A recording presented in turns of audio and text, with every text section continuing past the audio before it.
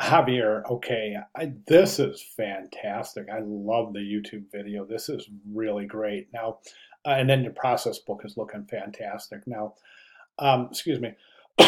So,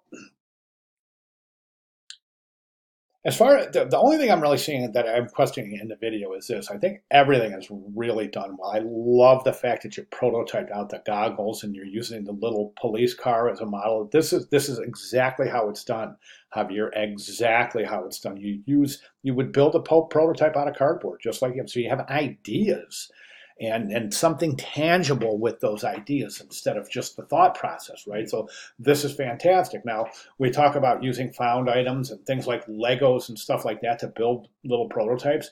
And a lot of people would look at that and say, is that really even necessary? And I think one of the things is just to kind of lock it in and just to kind of give a tangible asset to an idea in prototyping. So I think that's really clever. Good job. Now, as far as embedding this in your this video in your final process book, I think it's a little bit too big. It's just going to make that. Remember the Tesla project that I had posted in the announcements area? That has a video embedded in it, and it's a pretty big file. And that video is maybe not even near as half as long as this one. So I think that video might be a little bit long to consider for embedding in the PDF. So, but don't forget, now you know how to do video. That's fantastic. I love it because now you can do, week 8 there is a video due. If you go ahead and read the week 8 announcement, you'll see that. But we're looking forward to that. So good job for that. Prototyping application there. The one thing I do want to talk about is the simulator. Now, a simulator would have to be something that you can climb into.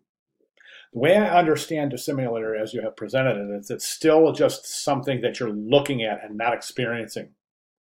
The idea behind a simulator is that you take all of the information that you have configured, you send it to the simulator.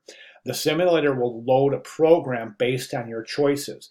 You can sit in the simulator. It would have to be some sort of a pod where you sit in. It's got a dashboard. And the dashboard could be virtual too. You could actually take the goggles, go into the simulator, sit down, put the goggles on, and then there's your car, right?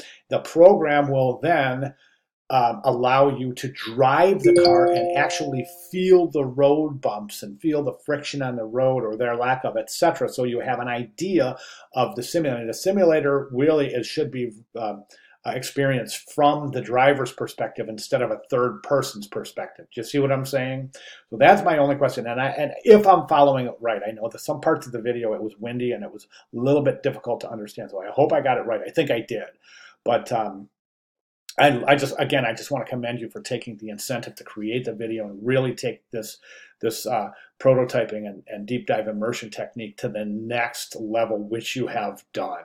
Okay, so we're working towards week 8, kind of wrapping things up here. So if you have any questions at all, please take a look at those requirements for video in week 8. Not necessarily having to embed a video in your process book, but you have to summarize the project in a video in week 8. So I think you would be the perfect representative from your team since you've already created a video. All right. So great job. Any questions at all, please let me know. Thanks, Javier.